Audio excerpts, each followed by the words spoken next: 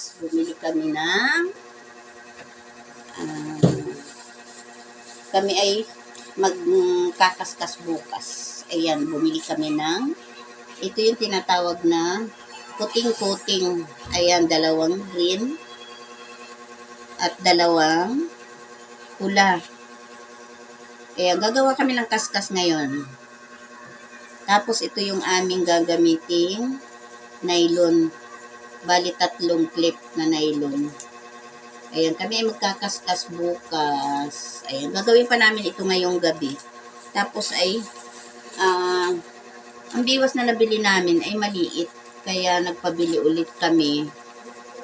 At masyadong maliliit yung biwas na nabili namin. Ayan, ang sabi namin nung kami bumili din doon, yung pangkaskas. Kaso ang naibigay sa amin ay yung maliliit. Sabi nung magtuturo sa amin sa paggagawa ng kaskas ay masyado daw maliit. Kailangan medyo malaki-laki.